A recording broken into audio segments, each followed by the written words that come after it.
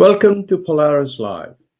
This is Sarwar Kashmeri inviting our viewers from around the world to this series of programs on US and China in the world. This program is brought to you live in conjunction with the Foreign Policy Association in New York. I have great pleasure in introducing today my guest host, Professor Jonathan Fulton. Professor Jonathan Fulton teaches international relations and political science at Zayed University in Abu Dhabi in the United Arab Emirates. He is also a non-resident senior fellow at the Atlantic Council in Washington, D.C. His research focuses on China's relations with the Gulf Cooperation Council, China's Belt and Road Initiative, international relations of the Gulf, and Chinese foreign policy. Professor Fulton is also the series editor of Changing Dynamics in Asia-Middle East Relations, a series analyzing linkages between the two regions. He is a prolific author and editor of numerous authoritative books and publications. He joins us today with his distinguished panel from the United Arab Emirates. Please welcome Professor Jonathan Fulton. Good morning. Good morning, Sarwar. Thank you for the generous introduction. Well, listen, if anything, I understated what I should have said about you. So how are you? What is your weather like? You don't have 4 inches of snow there, do you? Oh, it's a brutal winter day here. I think it's 25 degrees Celsius. My Canadian kids are wearing sweaters, and they think this is just a terrible winter day. Oh my gosh, that's well. Listen, thank you so much for coming. I know we already have people waiting to listen, so I'm going to sign off.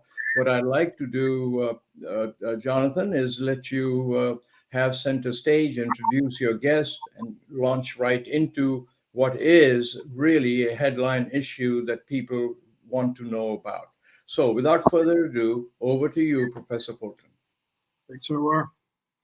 Well, it has been an eventful year for China-Middle East relations, to be sure. We've seen several high-profile visits from both sides, signaling deeper political engagement. But given the dense economic relations between China and most countries in the Middle East, this isn't surprising. China is a major trading partner throughout the region, and its state-owned enterprises do a tremendous amount of business across the Middle East. And in this light, deeper political relations isn't surprising. However, where this gets complicated is when we factor in tensions between China and the USA. Strategic competition between the two is affecting Middle East countries that are increasingly facing difficult choices between the two superpowers. In the words of UAE Presidential Advisor Anwar Gargash, what we are worried about is this fine line between acute competition between China and the US and a new Cold War. So to discuss the challenges of managing China-US competition in the Middle East, I'm joined by Shaojin Chai and Daniel Cederberg. Shaojin is a professor of international relations at the University of Sharjah here in the UAE. Dan is a regional China officer in the US State Department serving in Abu Dhabi, who specializes in China's evolving role in the Middle East. Shaojin, Dan, welcome to the show.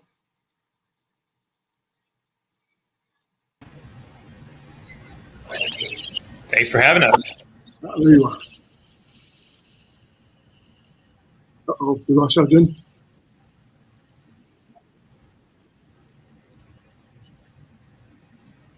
We're experiencing technical difficulties.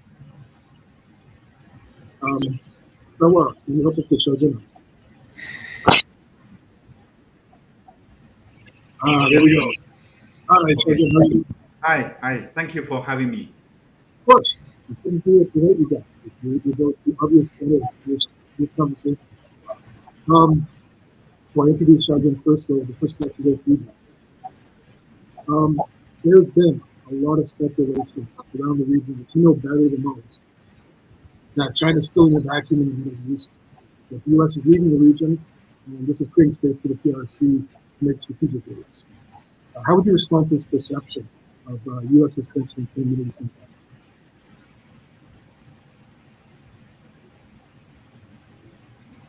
And sorry, Jonathan, was that for me or for Shaojin? The sound I had a little bit of an issue with. That was for you, yes. Okay. So again, just at the top here, I wanted to quickly say thank you again to Polaris Live and to you, Jonathan, for moderating this important discussion at a time where commentary really is intensifying on this topic. Unfortunately, your question identifies really what I would characterize as a false narrative. It's unfortunately one that I have heard here in the region on more than one occasion. And there's two parts to that false narrative, right? The first is that the U.S. is supposedly leaving the region. And the second is that the PRC is going to be somehow willing and able to step into the shoes of the United States and do what we've been doing for the last, three decades plus at this point. And I think in both instances, the narrative around this issue is actually getting it dead wrong in pretty glaring ways. And so if you'll allow me, I actually want to take a moment here to address both pieces of that. Let's start with this issue of the supposed withdrawal of the United States. And I would be remiss if I didn't just say outright at the very beginning, the United States is not leaving the Middle East. All right, this is a message that has been communicated from the White House, from the Department of Defense, from the National Security Council, numerous officials on numerous occasions. And it's not something that's just rhetoric. This is something that you actually see in our actions on the ground. So in Saudi Arabia, for example, Secretary Austin noted that the kingdom is, with our support, now helping to prevent 90% of the attacks that are coming out of Yemen into Saudi Arabia, and that we are committed to getting that number to 100%. In Syria, earlier this very month, special forces in a pre-dawn raid against ISIS leader Ibrahim al-Qurayshi helped to take out a major terrorist threat to the region. Here in the UAE, where all of us are right now, we have a new squadron of F-22s that recently arrived, and we have the USS Cole now in the area, here specifically to help the Emiratis defend against potential attacks from the Houthis, if there should be any kind of threat in the near-time future. So those are not the kinds of activities that you would see from somebody that's withdrawing. To the contrary, that is evidence of our enduring partnerships here. And across the entire region, really, you're seeing the United States continue training, consulting, logistical support, weapons sales, intelligence sharing, kind of you name it. We are here for our partners and for our allies. But another really important aspect of this concept that kind of drives me crazy a little bit, to be honest, when there's this talk about the U.S. withdrawing, is that there's this assumption that U.S. is only focused on security issues here in the Middle East and North Africa. And that couldn't be farther from the truth, right? Our relationships here are actually anchored in things like foreign direct investment, trade, financial assistance, building human capital. And in all of those areas, if you actually look at the numbers, our engagement with the region is increasing, not decreasing. So let's look at investment first. So the Middle East and North Africa over the last 10 years saw a larger percentage increase in U.S. investment than any other region in the entire world. All right, we doubled our investments here from 2010 to 2019, from $34 billion to $75 billion. Actually, Jonathan, fun fact, that analysis comes from you guys on the Atlantic Council side. By comparison, if you look at what the PRC, or the People's Republic of China, is doing here in the region, it just doesn't compare. They have a third of the amount of investments that we have here. And that trend is going sharply downwards. So in 2016, for example, PRC investment in the region hit a high of $5 billion that year.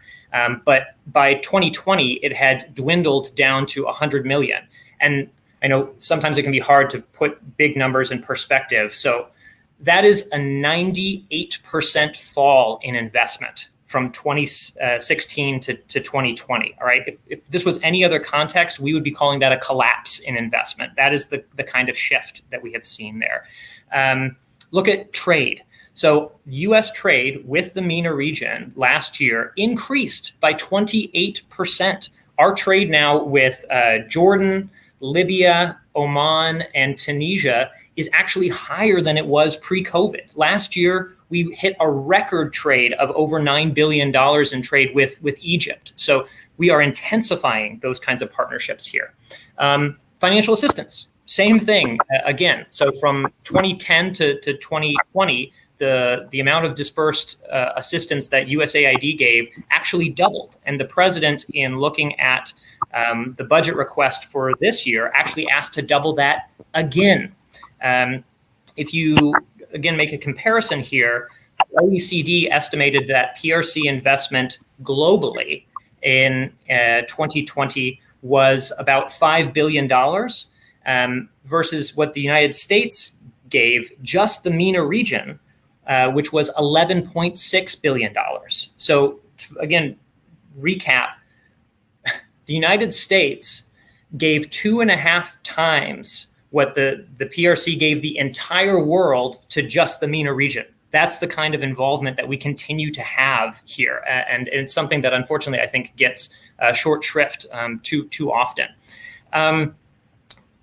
That, I think, leads us into the second part of the question. Is the PRC willing and even capable of kind of playing a similar role to the United States in the region? And clearly, in some areas, they already are a major partner. Trade is probably the most obvious one here, right? Driven by their energy needs. But big trade numbers doesn't translate necessarily into depth in other areas. I've talked about FDI and assistance already, but on the security side, there's reasons to be skeptical about Xi Jinping's kind of stated desire from 2018 that he wanted the PRC to become the keeper of the peace in the Arab world. I think Wang Yi actually just this year walked back a little bit of that language. And I think part of the reason why is that candidly, in numerous fronts, the PRC has a lot of stuff happening much closer to home that pulls away from its ability to play a stabilizing role in any kind of meaningful way in the MENA region. Beijing has been spending more in the last decade on internal security forces compared to external forces. So that kind of tells you where their focus is, right? Their own population, that's where they're worried. And then on the external front, Beijing has ongoing border disputes with Bhutan, India, Japan, Vietnam, basically every country in the South China Sea. You kind of get where I'm going with here. In October of last year, over a stretch of just 4 days, they sent almost 150 aircraft into Taiwan's air defense identification zone. So there's a lot more going on in their own backyard that kind of makes it strain credibility that they're going to actually play a meaningful security role in somewhere farther afield like the Middle East and North Africa. So taken on the whole, I think the withdrawal and replacement narrative fails pretty spectacularly on both accounts, but maybe I'm biased. Maybe, but thank you. I thought it was a really good rebuttal. I mean, certainly the past month has shown us that there is a glaring importance for external support, being here in the UAE. And it's surprising that we saw, especially around the time the first Houthi attacks happened, there were a number of big headlines in the Financial Times, the New York Times, and all of the headlines started with the assumption that the U.S. was leaving, which I hear that constantly here. But it's interesting because I've been hearing that. I think I've spoken with both of you about this. I read a book recently. I reread a book that was published in 1995, The Absolute Peak of U.S. Commitment to the Region. And it talked about how leaders in the Gulf were already concerned about abandonment. So just right after Desert Storm, there's already a concern. And I think that's just really something fundamental to any asymmetrical relationship, is there's always going to be this concern. But thanks, Dan. I thought that was a really, you covered a lot of really important territory there. Shaojin, I'm going to come to you now.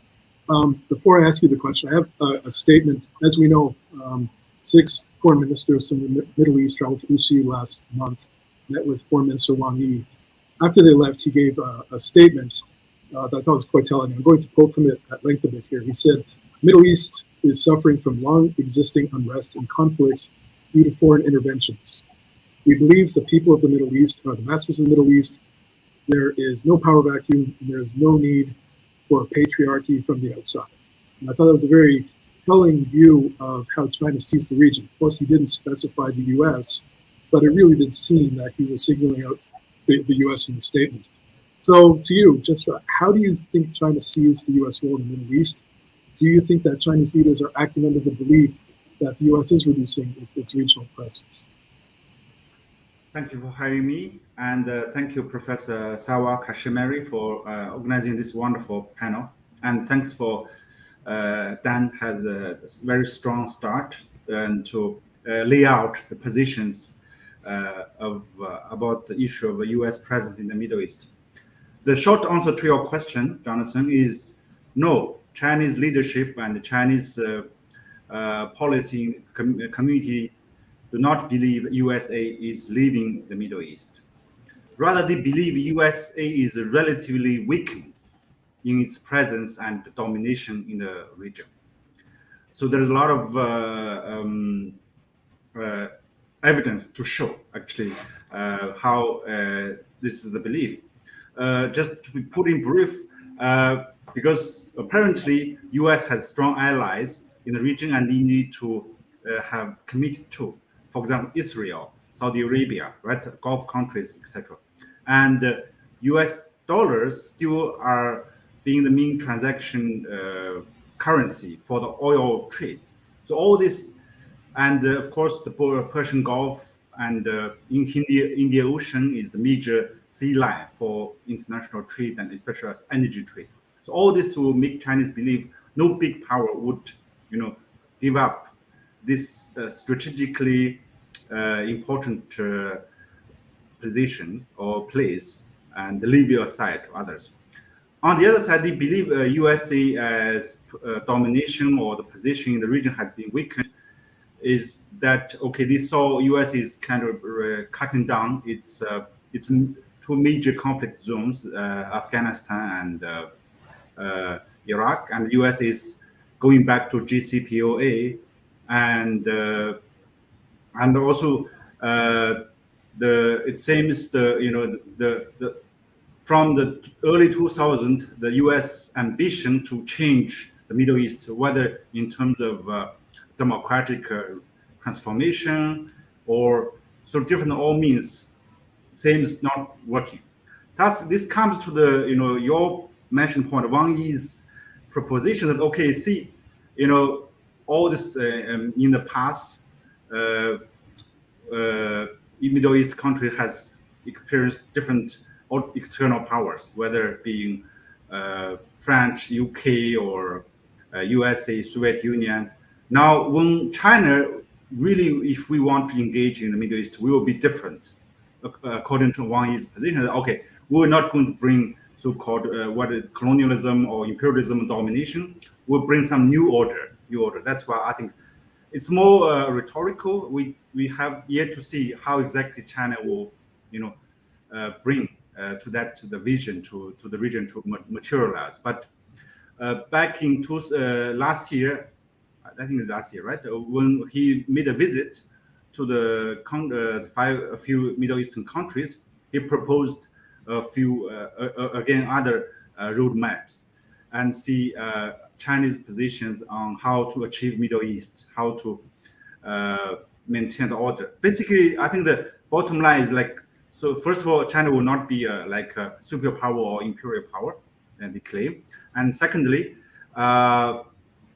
they would more using what they call development model, and China's its own experience. Like we develop economy, then other conflict and all the issues will be solved gradually. Without development, without economic prosperity, this part of the world will still in the vicious circles of conflict and wars.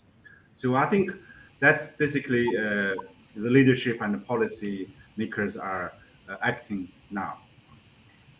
You guys both brought up a lot of really important points there that I think tells us a lot about what the big narratives get wrong. The idea that there's this binary, that it's the U.S. or it's China. I think it's just completely wrong, right? Because Dan, as you said, China can't play a replacement role for the U.S.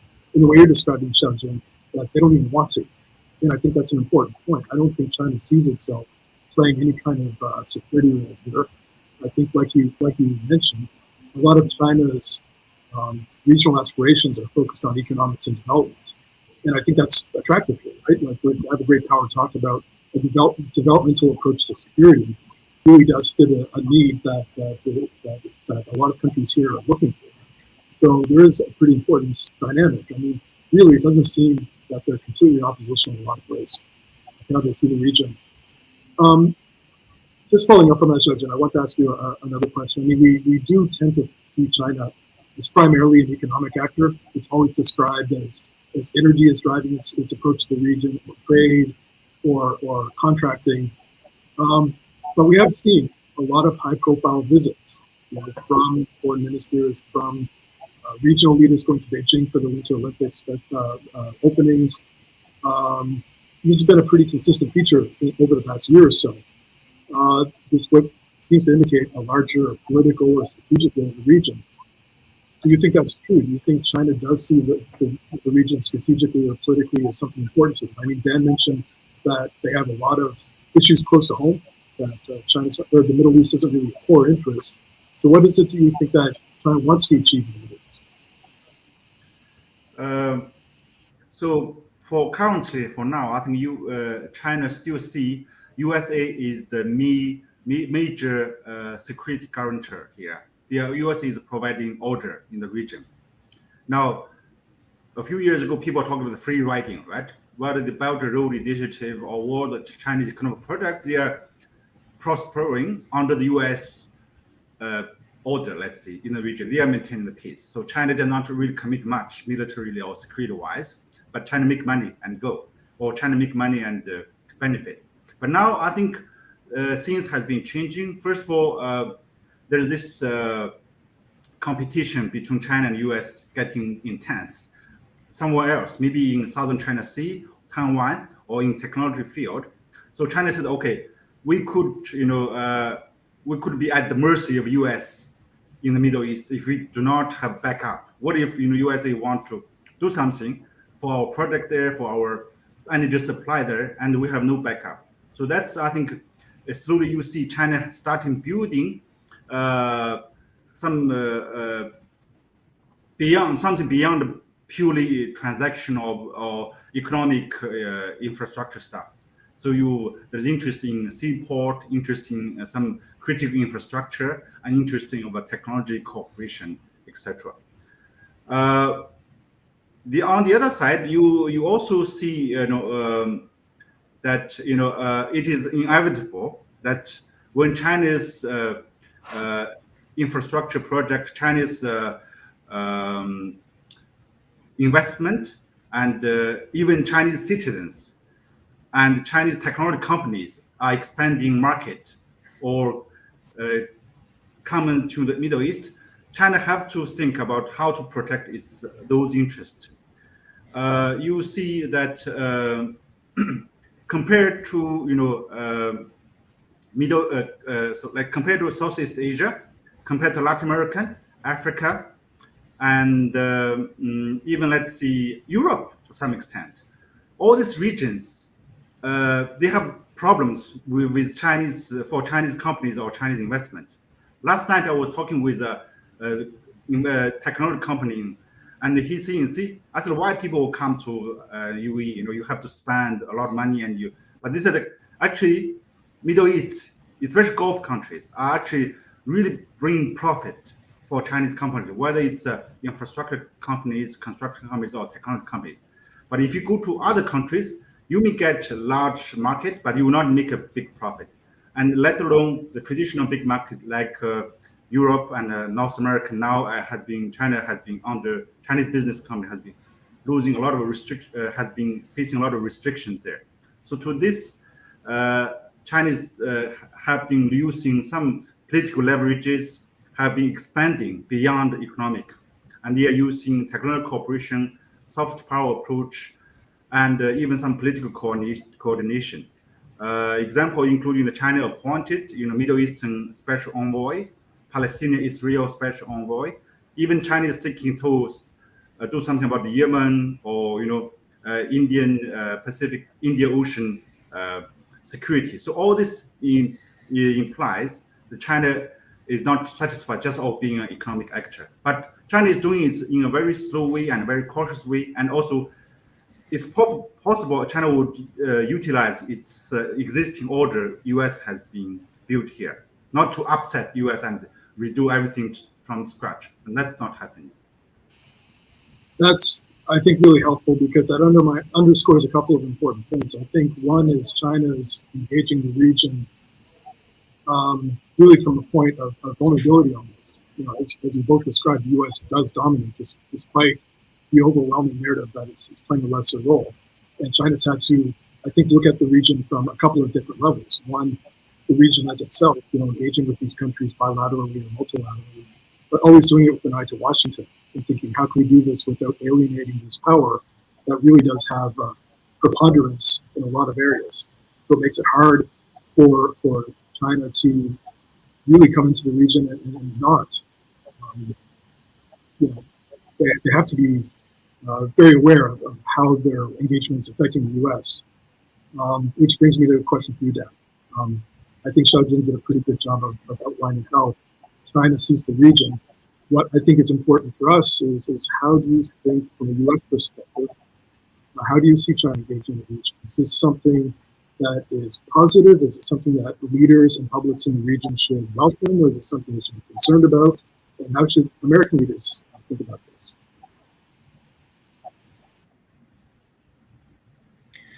Yeah, well, you know, let me just take the moment here at the outset to state very clearly that the United States does, in fact, recognize that there is a role for the PRC to play within the MENA region.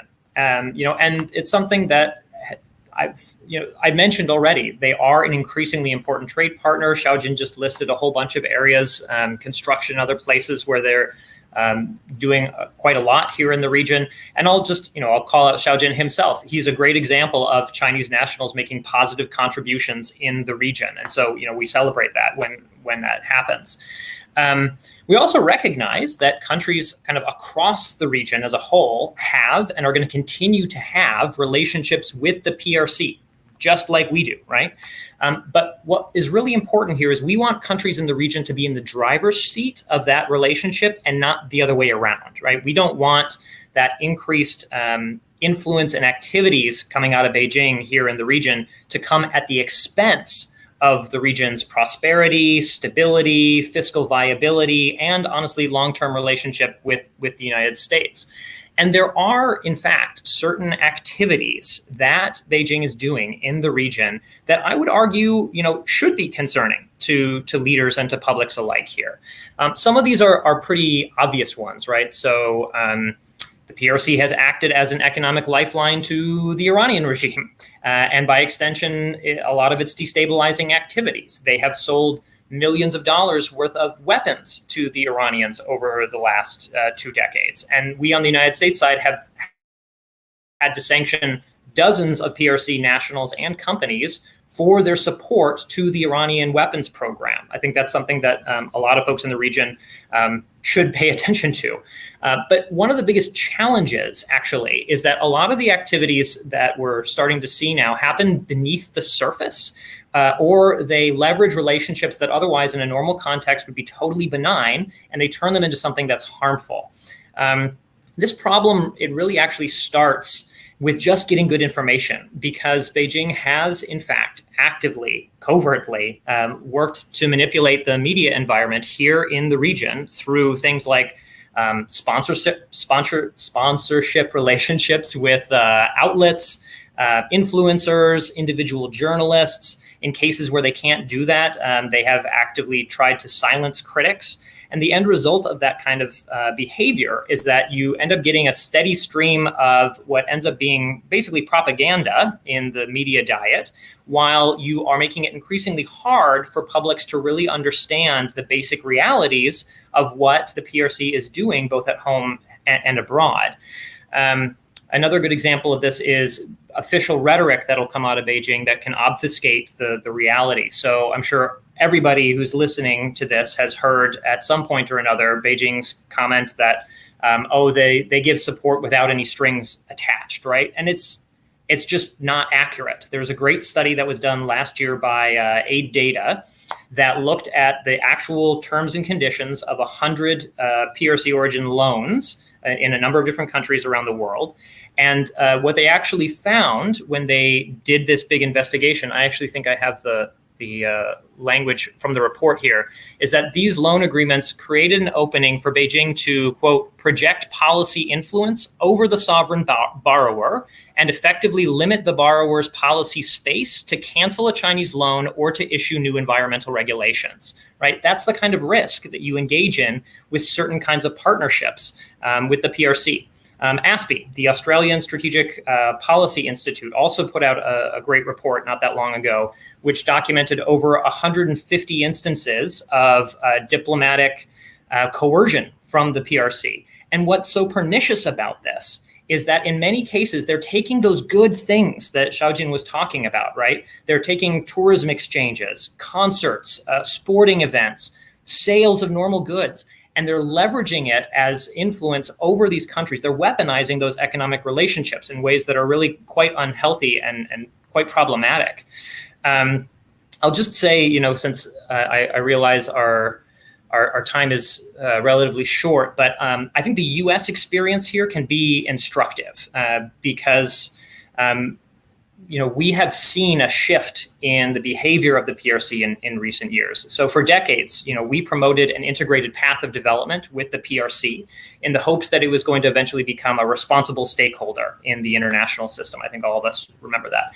And clearly there are actual benefits that come from that approach. I got to study in China, Shaojin got to study in the United States, and I'd like to think that all of us are better for having had those experiences, right? But we've also seen an intensive ramp up of problematic activities from the PRC within our own borders that have been facilitated by these open ties that we promoted. So, for example, in November of last year, Beijing essentially sent out letters to many US companies saying, if you want to do business in China, you need to actively fight any legislation in Congress that is viewed as being anti-PRC. All right, so trying to co-opt our own business community. There have been occasions where Beijing has actually reached out to criminal organizations in the United States in the hopes of offering them bounties to kidnap critics and send them back to the PRC, right? Just crazy stuff like this. The FBI has over 2,000 active investigations of Chinese government interference in the United States right now. And they are opening up a new case every 12 hours or so. And I bring up the experience of the United States not because it is unique, but the opposite, right? Because it is in fact so normal in so many ways. This is something that we've seen in many different places. And what we really hope to do is by sharing our experience and our, honestly, the painful lessons learned in some cases that we have had in recent years, that we can help some of our regional partners and allies to avoid some of those same traps. That's what we really want to see is there's a role for the PRC to play here, but you've got to have your eyes wide open about some of the more negative externalities that can come with a deepening relationship there. Well, I think a good way to put it is to, as you said, to draw from your own experience. I think that's often lost because a lot of the messaging, frankly, over the past few years has come across as very paternalistic. Like don't engage with China on this. Kind of, you don't understand the way we do. And I think a lot of leaders in the region have been not really receptive to that type of messaging. So I think another issue they bring up is the Middle East in the driver's seat. And again, I think this is an important point. I do think it's a little difficult for a region that is very deeply divided and under-institutionalized. You can see where the EU, for example, has been somewhat successful, or ASEAN, at, navigating that imbalance between, a $14 trillion economy of 1.4 billion people. But in the Middle East, where you don't see very deep levels of institutionalization among countries in the region, it makes it very hard for them to speak with one voice or to approach other great power relationships with the China or with the PRC, rather, with the US or with the EU. So I think it's an issue here as well from beyond. But you did bring up a lot of important points, and I'd like to give Shaojin just a chance to respond to this. I mean, Dan, I think, has articulated some reasons why people from the Middle East should be concerned about deeper engagement with the PRC. But what we see constantly is that engagement in digital technologies and in development and construction, and infrastructure, and AI, and COVID response, and all these things, these countries are engaging more and more deeply all the time. What is it that you think? What explains why these Middle Eastern leaders and publics are more willing to engage with China despite some of the issues Dan's brought up? Yes, I hope you can hear me clearly. So just a quick few points to Dan's mentioning of some the problems, let's see, when China has been expanding its presence in here and beyond. I happened to did some research about this, interviewed some Chinese state companies here in the region, and try to find out how they do project. How is it anything like Dan mentioned? Is there some string attached? Is there some like debt trap there? So, but so far I found that when we see China, when they offer to give loans or give investment doing infrastructure project, no strings attached is relatively speaking. When you compare to the Chinese role with, compare with what IMF has been doing, which asks you to do the new liberal agenda reforms, or you ask like other Western countries, they often there's a string attached about democratization or ideological strings and human rights respect, which are good things. I mean, I agree, but in fact, compared to those things, we see China is they don't have much, and they don't have political string attached, to be more accurate. Further, even when you said, okay, there's some accusations of China has the debt trap. In fact, many of this infrastructure project, whether in Saudi Arabia, UAE, even in Pakistan, when I interviewed this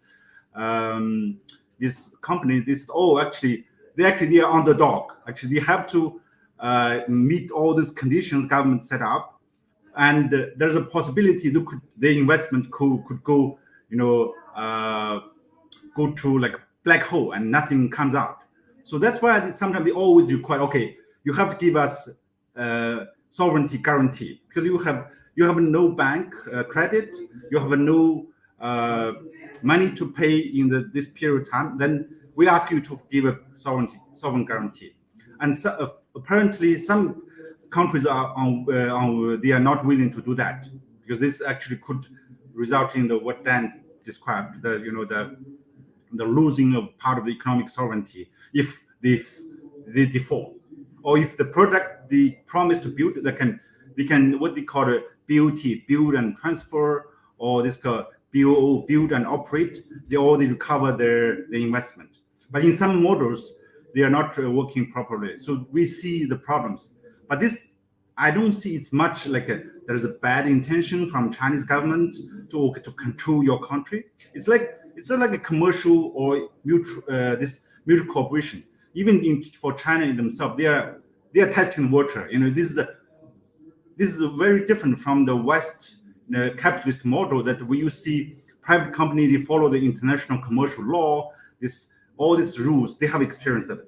But China, you see the state-centric investment, and they are doing the project, an infrastructure project. So I think a lot of new untapped territories where one could make mistakes. On the other note, in terms of technology cooperation, and there's some accusation that China might use this technology to do the collecting data or harm somebody's national security.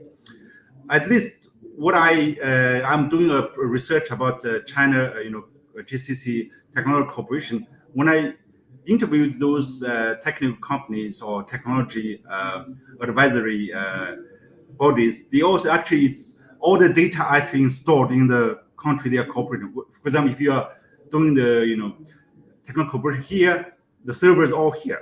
There's nothing China will grab the data and use it.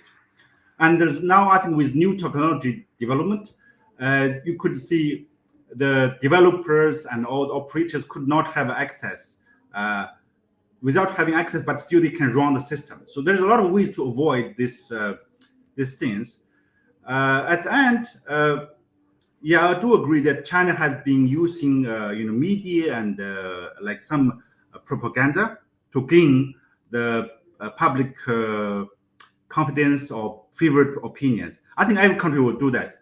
But sometimes Chinese way is more, sometimes I myself, I see is a little bit clumsy because they're not very used to using, the soft power tools. And they're more like using the way they are doing inside China.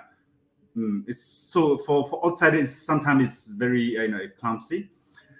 One reason they do it, although, is like to counter, they believe that the Western bias or Western bias narrative against China. This is wrong. We didn't do that.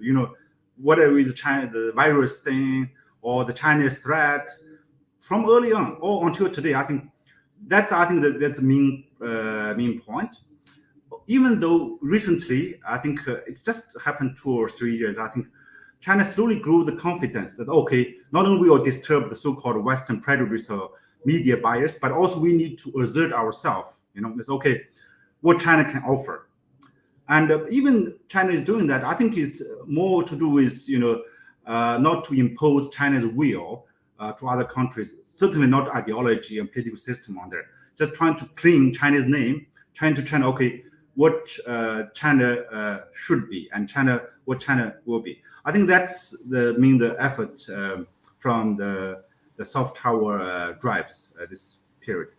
And also, by the way, you have a lot of accusations against China in terms of human rights abuse, and all this I think China is worried it's quite damage its Belt and Road Initiative or its standing in international organizations. So I think that's the effort they are working to counter that. So that's interesting. The way you're describing it, it's almost like they're testing to see where that boundary is, like how they can promote these positive narratives, or engage to show people that China's a different type of power. But I agree, it is pretty ham-fisted in a lot of ways. It does sound like soft power projection, saying, "Hey kids, let's listen to hip hop songs about Xi Jinping or Belt and Road." We don't have a lot of time left. I mean, you guys know we could do this all day. We often do, but I'd like just a very quick. I've got 2 questions here, so just 2 quick questions for both you guys, and if you give me like a 2-minute answer for each of them. Question for both of you. Dan, you can go first because you've been sitting patiently. As China and the U.S. further go along this path as strategic competitors, how do you see this affecting the Middle East, North Africa region?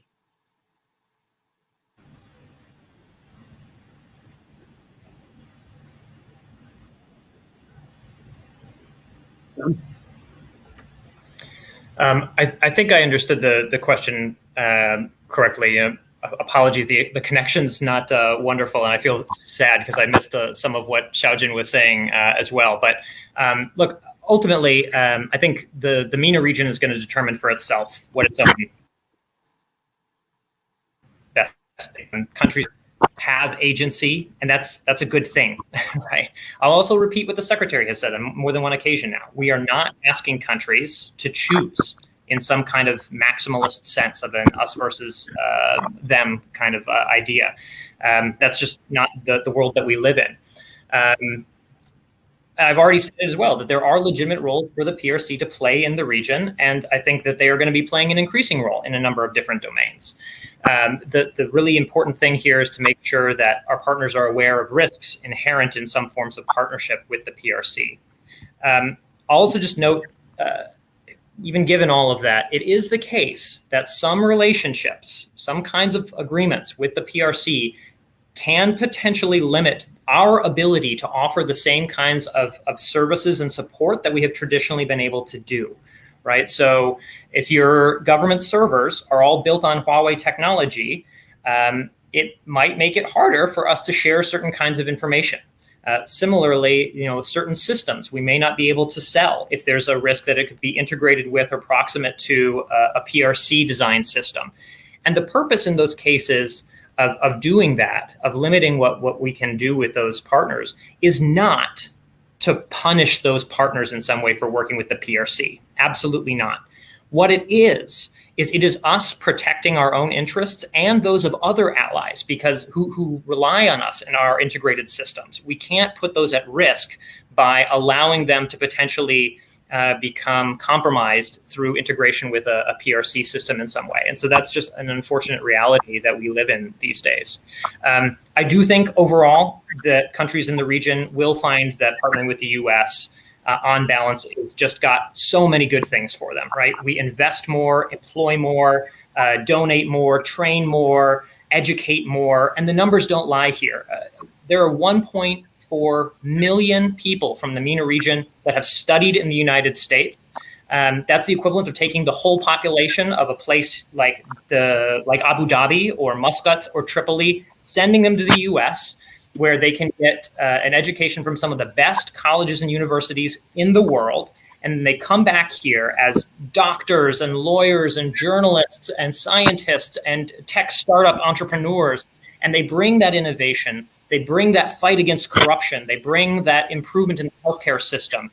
That is something that we're very proud of the legacy of our relationships here. And we want to be the region's preferred partner, not because it has to, but because it wants to.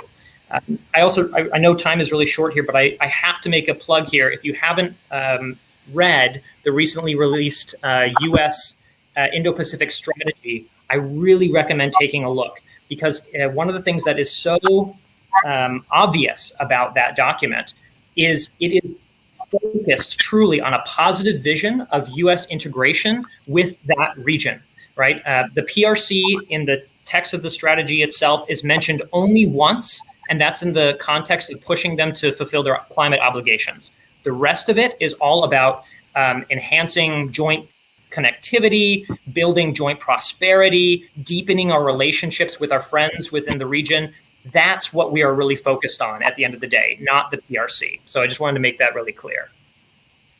That's good, because the past few official documents have been much more assertive in describing PRC. So I'm happy to hear that.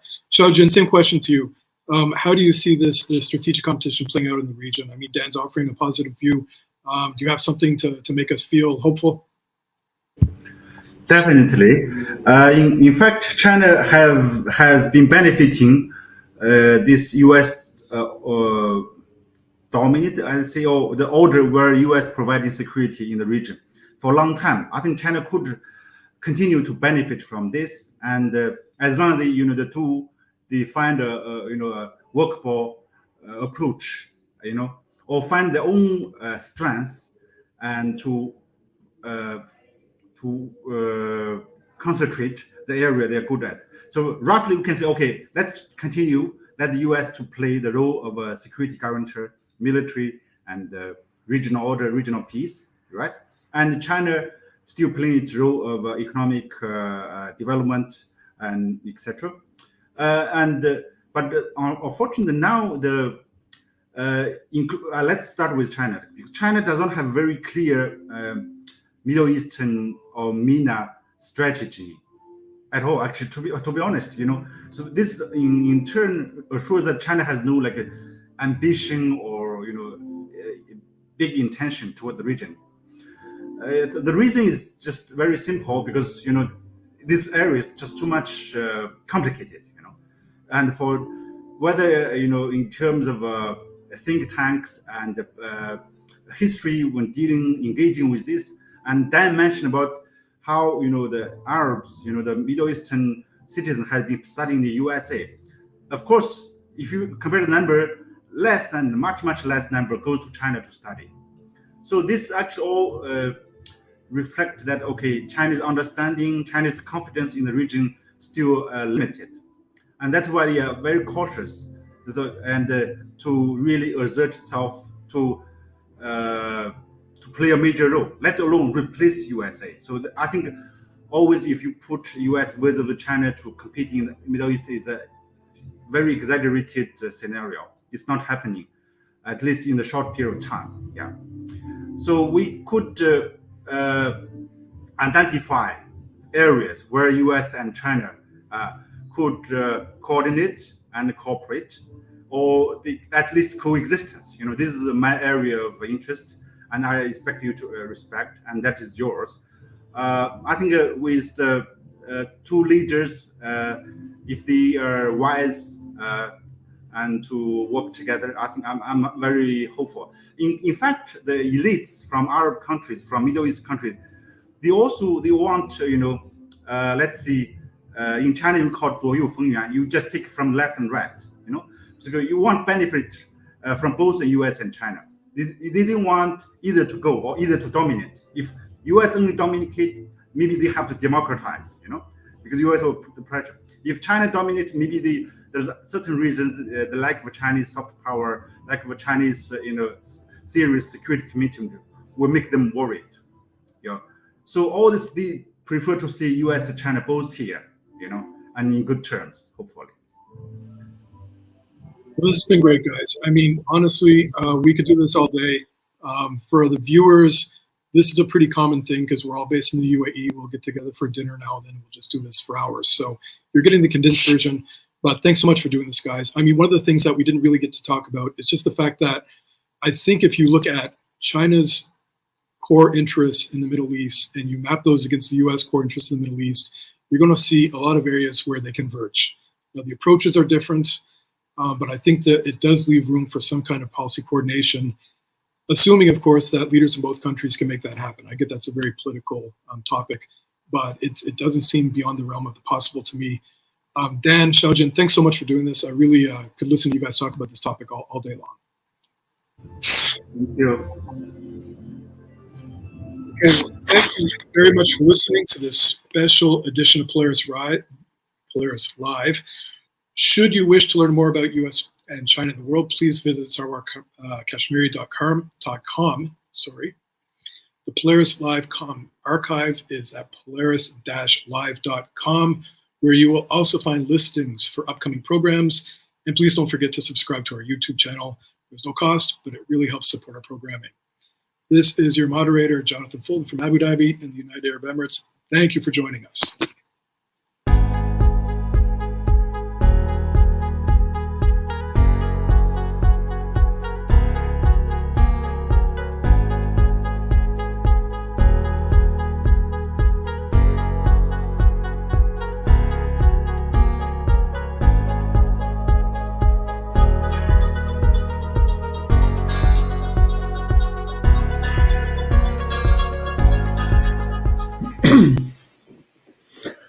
Well, gentlemen, that was really, really fantastic.